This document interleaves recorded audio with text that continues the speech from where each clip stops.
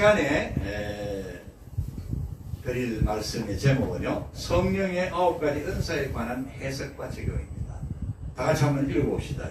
그 프린트물을 보시면서 시작. 성령의 9가지 은사에 관한 해석과 적용. 성경 본문은 어디죠? 고린도전서 12장 1절에서 12절까지. 자, 그 밑에 성령님은 예수 믿는 그 문장 한번 읽어봅시다. 시작. 성령님은 예수 믿는 하나님의 자녀들에게 은사라는 선물과 능력을 주십니다. 우리 다 이 은사 받았어요. 9가지 중에서 몇 가지 받았어요. 첫째로 성령님께서 은사들을 주시는 목적은 무엇인가? 은사를 주시는 목적에 대해서 여러분들이 잘 알아야 돼요. 그래야 그 목적에 맞게 성령님 주신 은사를 사용해서 하나님께 영광을 올려드릴 수 있고, 또 그런 자에게 하나님께서 더 크신 능력과 은혜와 복을 주신 대로 자기의 사리 사역을 위해서 승인한대요. 성령님께서요, 우리들에게 은사를 주시는 목적은요, 공공의 유익을 위해서 주십니다. common good, 공익을 위해서 주신다, 이 말씀입니다.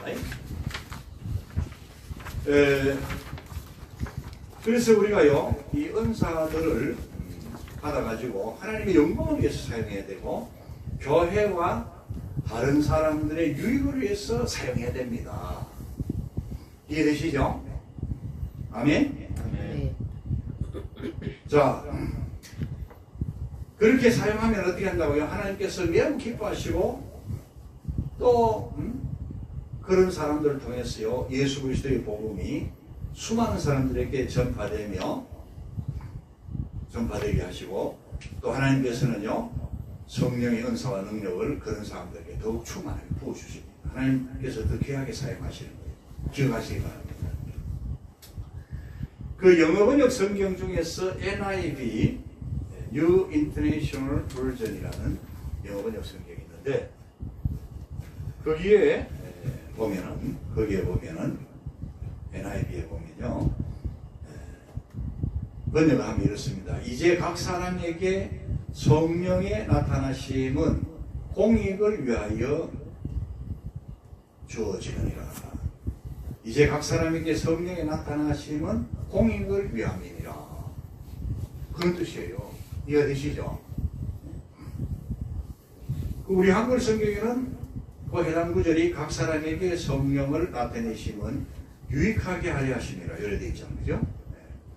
그래서 영어 성경을 보면 그 해석이 더 잘 되고요, 뜻이 더 이렇게 우리에게 와닿습니다, 여러분.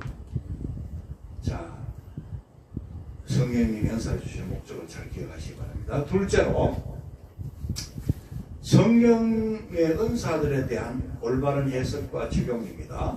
9가지 은사가 있어요. 1. 지혜의 말씀 은사를 주십니다. 어떤 사람에게는 성령으로 말미암아 지혜의 말씀을 주시느니라 그랬어요. 이 지혜의 말씀은요, 하나님의 말씀인 성경을 읽을 때, 들을 때, 배울 때, 묵상할 때, 설교할 때, 일상생활 속에서 깨달아지고 생각나고 은혜받고 간증도 할 수 있고 가르치고 전할 수도 있는 은사입니다. 여러분이 다 받았죠? 그렇죠? 그 다음에 이 은사는요, 예수 그리스도 안에서 성령으로 거듭난 모든 하나님의 자녀들에게 주시는 공통된 은사입니다. 이 은사는요, 9가지 은사들 중에서요, 첫 번째 은사입니다. 첫 번째라는 것은 출발이고 시작이고 중요하다는 얘기거든요. 9가지 은사가 다 중요하지만 이 첫 번째 은사인 지혜의 말씀 은사를 받지 못하면 설교를 들어도 성경을 읽어도 깨닫지 못하고 은혜도 못 받고 아멘도 없는 거예요. 믿음이 이제 어릴 때 작을 때도 있습니다. 자랑 있습니다만은. 자, 그리고 이 은사는요, 그러니까 지혜의 말씀 은사는요, 사역자들인 목사와 선교사들과 교회 교사들에게 아주 강하게 풍성하게 주어집니다. 특별히 목사님들이 지혜의 말씀 은사가 강하게 오셨어요. 그래서 말씀 사역자들이 설교와 성경 공부와 성경 해석과 설명을 은혜롭게 잘할 수 있는 겁니다. 그런데 감사한 것은요, 일반 성도들도 이 은사를 다 받습니다. 하나님 다 주셨어요. 우리 며느리에게도 이 지혜의 말씀 은사를 주셨어. 믿음이 아직 어리고 믿음이 아직 작을지 몰라도 지혜의 말씀 은사를 하나님 주셨단 말이에요. 그렇기 때문에 말씀을 들을 때, 성경 공부할 때, 큐티할 때 깨달아지고 조금씩 은혜를 받고, 네? 말씀을 알게 된다 이 말이에요. 자, 그래서요, 이 지혜의 말씀 은사가요, 첫 번째 은사는 걸 기억하시기 바랍니다. 이 지식의 말씀 은사를 주십니다. 어떤 사람에게는 같은 성령을 따라 지식의 말씀을 주시느니라. 지식의 말씀은 말씀 그대로 지식입니다, 여러분. 이 지식의 말씀은요, 배우고 노력하며 경험하며 습득하며 얻게 됩니다. 학교 공부를 통해서도 그렇고 기술을 배움으로 통해서 지식의 말씀 은사가 더 커져가는 거예요. 특별히 이제 하나님의 말씀, 성경을 배워야 됩니다. 배움으로 얻는 것이 지식의 말씀 은사다. 기억하시기 바랍니다. 그냥 하늘에서 떨어지는 게 아니에요, 이것은. 그런데 또요, 제가 이렇게 이제 우리 나이로 70세잖아요. 살아오면서 내 인생을 돌이켜볼 때 공부한 거 모든 것 다요, 하나님께서 그때마다 인도해 주셨어요. 이 지식의 말씀 은사를 저는 많이 받았다고 생각하는데, 그래서 학생들을 가르치고 이렇게 하는데, 여러분, 그 공부도요, 내 뜻대로 된 게 아니고요, 하나님께서 되게 하셨어요. 그때마다 등록금도 주시고, 학교도 인도해 주시고, 건강도 주시고, 공부하게 하셨단 말입니다. 여러분들도 마찬가지입니다. 이 지식의 말씀 은사는요, 성령님께서 하나님의 말씀을 배우고 깨닫고 외우고 습득하도록 하나님의 자녀들을 인도하신다는 걸 기억하시기 바랍니다. 그래서 우리 둘째도 특별히 기도 많이 하고요, 배우기를 힘쓰시기 바랍니다. 이 은사는 가정과 교회와 학교와 사회에서 성경 공부, 신학 공부, 일반 공부를 하는 과정과 결과로 얻어지게 됩니다. 이 지식 은사는 지혜의 말씀 은사와 함께 하나님의 말씀을 가르치고 전하는 일에 능력 있게 사용이 됩니다. 3. 믿음의 은사를 주십니다. 다 같이 따라해봅시다. 믿음의 은사. 믿음의 은사. 다른 사람에게는 같은 성령으로 믿음을 주시느니라 그랬어요. 이미 우리가 믿음이 있는데요. 겨자씨만한 믿음이라도 믿음을 받았는데요. 하나님의 선물을 받았는데요. 그렇게 질문할 수 있습니다. 그런데 은사로서의 믿음은 구원 믿음 위에 이미 예수 믿는 사람들에게요, 성령님께서 능력의 믿음으로, 믿음의 은사로 주시는 겁니다.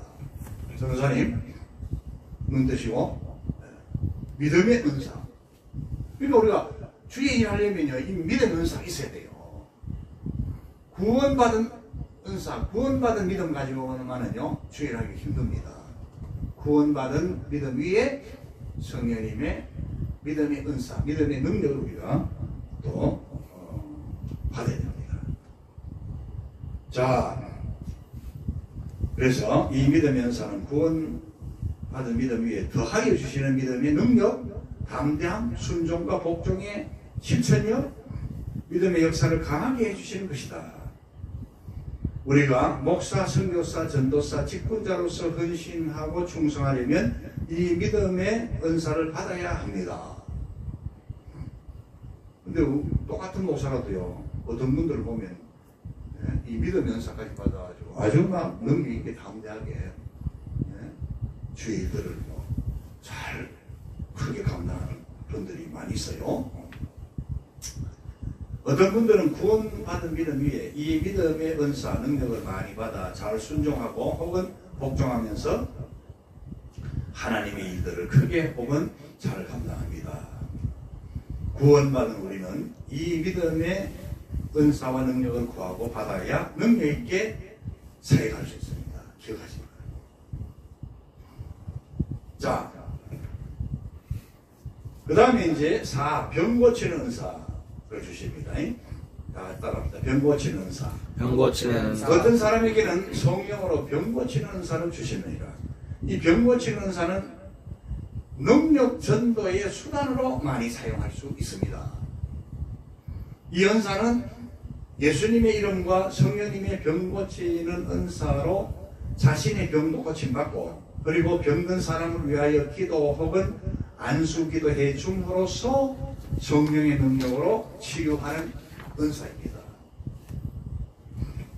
성령님께서는 못 고치실 병은 없지만 의사도 약도 하나님이 주셨습니다. 그러므로 기도하면서 병원 치료와 약을 동시에 사용하면 더욱 빨리 잘 나을 수 있습니다. 이것이 다 하나님의 치료가 하나님의 은혜입니다. 의사도 약도 하나님 주셨어요. 물론 성령님께서는요, 의학적으로 난치병을 고치시기도 하고 간혹 불치병을 고치시기도 하십니다. 그런 것까지 부인하면 안 되겠죠. 잘 이해되시죠? 이해되시면 아멘? 아멘. 구약과 신약 성경에 보면 수많은 병자들이 여호와 라파는 여호와는 치료하시는 하나님이라는 뜻인데요. 여호와 라파로 주 예수 그리스도의 이름으로 성령님의 병 고치시는 은사로 치유받는 경우들이 수없이 많은 것을 우리가 볼 수 있습니다. 성경에서 찾을 수 있어요. 읽을 수 있어요.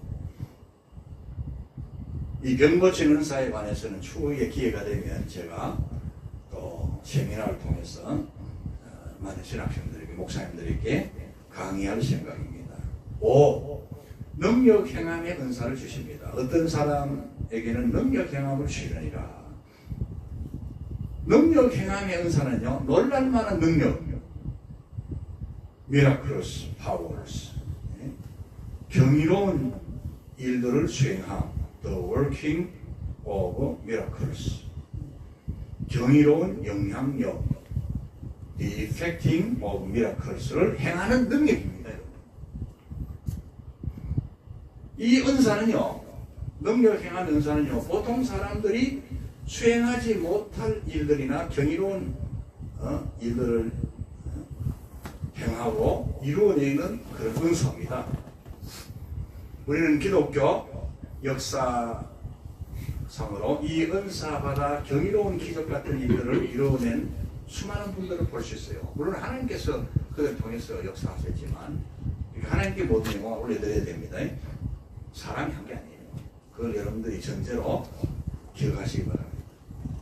이 은사를 받은 지도자들은 모세, 여호수아, 엘리야, 베드로를 비롯한 12사도들, 바울 등등등 얼마나 많은지 몰라요. 교회 시대 왔어요. 지금 교회 시대 아닙니까 여러분.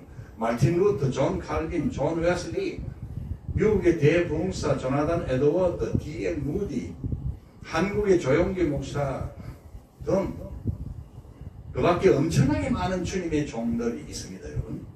앞으로도 계속 성령님께서는 능력 행하면서를 수많은 종들에게 주셔서 사용하실 것입니다. 여러분. 6. 예언함의 은사를 주십니다. 여러분. 이게 이제 좀 주의해야 될 말씀인데요. 예언함의 은사. 어떤 사람에게는 예언함을 주시느니라.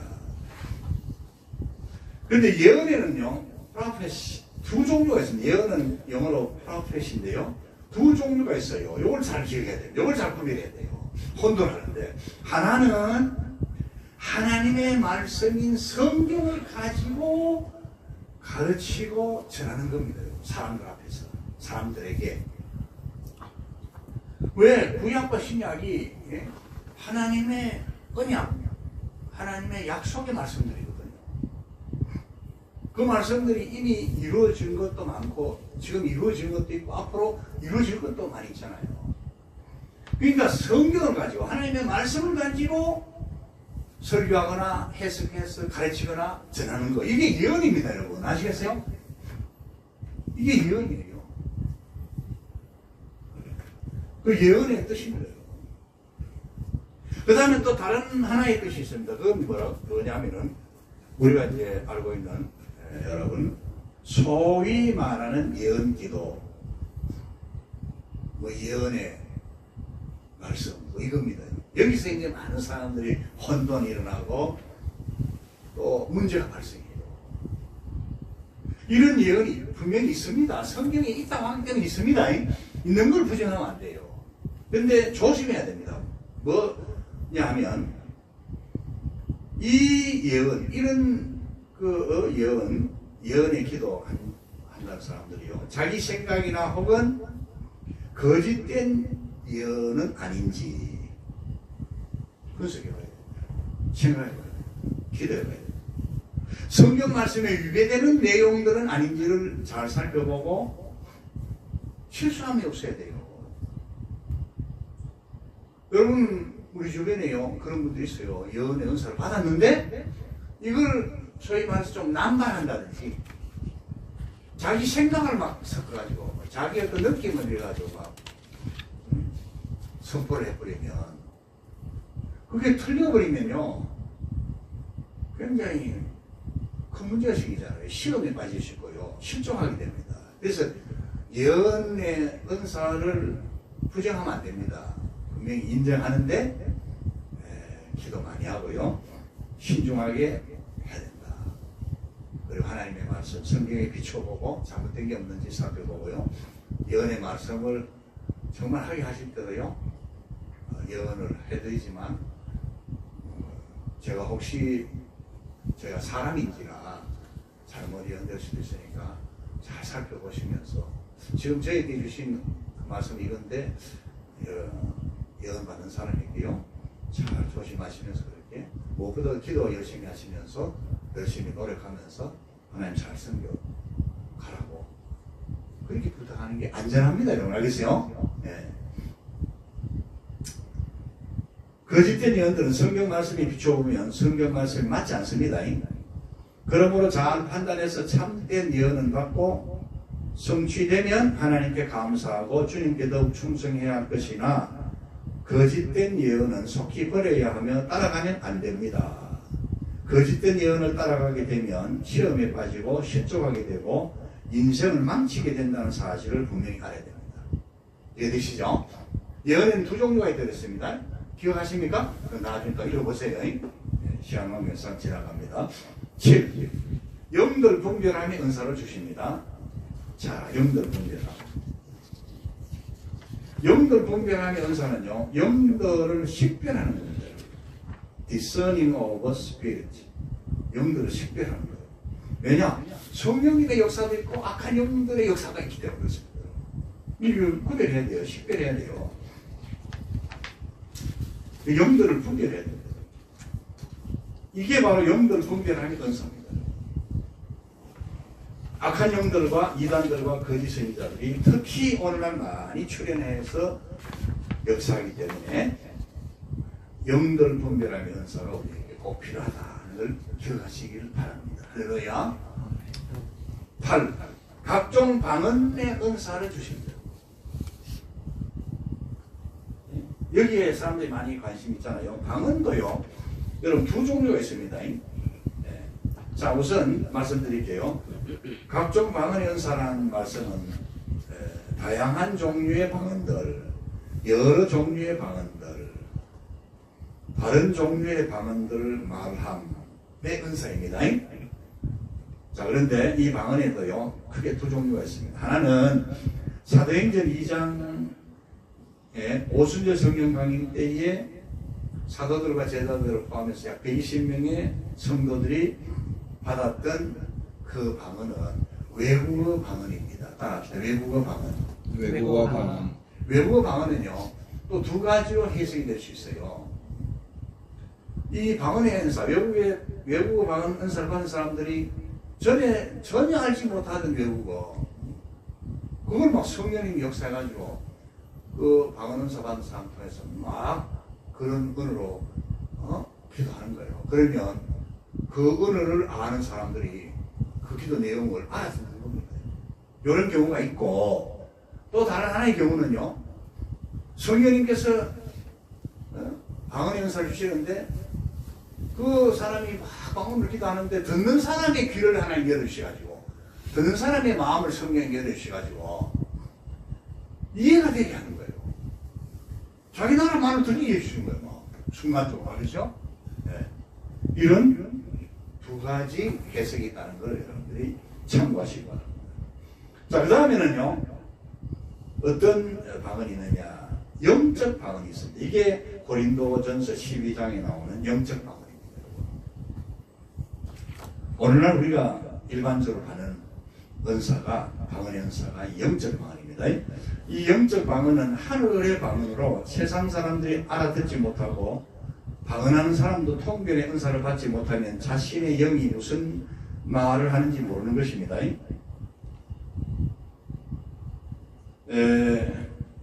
그래서 방언의 은사도 성령님이 주시는 방언인지 악한 영이 역사하는지를 잘 분별해야 되고요. 방언의 통변의 은사를 구해야 됩니다, 여러분. 영적 방언을 내가 막 하는데 제가 처음에 이제 이 은혜를 받았을 때, 이 방언의 은사 받았을 때 내 영혼이 막 성령님 안에서 하나님 기도하는데 내 마음이 뭔 뜻인지 몰라요. 그냥 왜 하나님께 성령님께 내가 기도하는 뜻이 뭔지 알게다가 이게 이제 통변의 은사를 구하는 거야. 그러니까 성령님이요, 내가 기도하는 뜻을 내 마음이 알고 영어로 기도하는 거예요. 무슨 말인지 알겠죠? 네, 이게 영적 방언입니다. 그래서 여러분들이 교회에서 방언 기도하는 분들 무시하면 안 됩니다. 네, 성경에 방언의 은사가 있기 때문에 성경에 있는 것을 부정하면 안 돼요. 그런데 목적이 뭡니까? 하나님 영광을 위해 사용해라. 교회 유익을 위해 사용해라. 그거 기억하시고요. 하나님의 말씀에 비추어서 잘못됐는지 올바른지를 잘 판단해라. 그 말씀을 드립니다. 자, 마지막으로 9. 방언들 통변함의 은사를 주십니다. 어떤 사람들에게는 방언들 통변함을 주십니다. 아까도 제가 말씀드렸습니다만 이 방언은요, 뜻을 알아야 됩니다. 그러니까 이 방언 통변 은사도요, 두 종류입니다. 하나는 방언하는 사람이 은사까지 받아가지고 자기가 지금 방언으로 기도하는 내용을 알고 통변할 수 있는 거예요. 누구를 위해서 기도해 줄 때도요, 통변해 주시고. 아니면 또 다른 경우는요, 다른 사람이 방언에 통변 은사 받아가지고 옆에 사람이 방언으로 기도하면 그 방언 기도를 알아들을 수 있게 한국 사람들한테는 한국말로 통역해 주는 겁니다. 이런 통변 은사가 있다는 것 여러분 기억하시기 바랍니다. 그 밑에 이 모든 일은 같이 봅시다. 시작. 이 모든 일은 같은 성령에 의해서 그들로 각 사람에게 행하여 주신 것이라. 자, 간단하게 말씀드릴게요. 남은 말씀들은 큰 셋째로요, 자신이 받은 은사가 뭔지를 한번 점검해보고 분석해볼 필요가 있어요. 내가 받은 은사가 어떤 것들이 9가지 중에서 뭔가 생각하면 깨달을 수 있어요. 그 다음에 그 받은 은사들 중에서 지금 강하게 나를 통해서 역사하시는 은사들이 있고 약하게 역사할 수도 있어요. 그러면 강하게 역사하는 것은 더 하나님 영광에 사용하시고 공익을 위해 사용하시고요. 약하게 역사하시는 것은 여러분들 더 경건한 생활, 기도 생활에 힘써서 성령님께 나를 통해서 그 은사가 더 강하게 역사할 수 있도록 기도하시기 바랍니다. 그 다음 큰 네 번째, 더 큰 은사를 사모하고 기도하라고 했어요. 여러분이 9가지 성령님의 은사는요, 고린도전서 12장에 나옵니다. 근데 고린도전서 12장 끝날 부분에 더 큰 은사를 사모하라, 그러면서 13장으로 연결이 됩니다. 그래서 그 9가지 은사에서 더 큰 은사가 뭐냐? 고린도전서 13장에 가보면 사랑의 은사예요. 이 사랑은 에로스가 아닙니다. 아가페 사랑입니다. 하나님의 사랑, 하나님이 우리를 사랑하시는 거고, 하나님의 사랑 안에서 우리가 또 이웃을 사랑하고 하나님을 사랑하는 그 사랑이에요. 에로스 사랑이 아니에요. 인간적인 사랑, 남녀 간의 사랑, 이런 사랑이 아니고요. 거룩한 사랑, 하나님의 사랑입니다. 그래서 이제 이 9가지 은사들 중에서 받은 은사들이 있을 겁니다, 여러분들. 그 은사들을 사용하고 또 활용할 때에 반드시 어떻습니까? 그 은사를 주신 목적이 뭐라 그랬어요? 하나님의 영광을 위하고 교회와 다른 사람의 유익을 위해서 사용하려고 했잖아요. 그렇게 하면서 정말 하나님 기뻐하시면 하나님 기뻐하시는 그런 마음으로 방향으로 여러분 우리가 이 은사를 사용하려면 사랑이 있습니다. 하나님 사랑, 그 다음에 이웃 사랑하는 마음으로 방언도 하고 예언기도도 하고 병 고치는 기도, 신유의 기도도 해주고 무슨 말씀이 알겠어요? 지혜의 말씀도 전하고 지식의 말씀도 전하고 사랑이 하나님 사랑 이게 첫째. 둘째는 그 사랑 안에서 이웃 사랑하는 그 사랑 안에서 우리가 방언을 사용해야 된다는 거 기억하시기 바랍니다. 그래서 고린도 전서 13장 1절에서 7절까지 읽고 마치도록 하겠습니다. 거기 기록되어 있죠. 넷째로 더 큰 은사를 사모하고 기도하라에 4번 있죠. 다같이 내가 시작.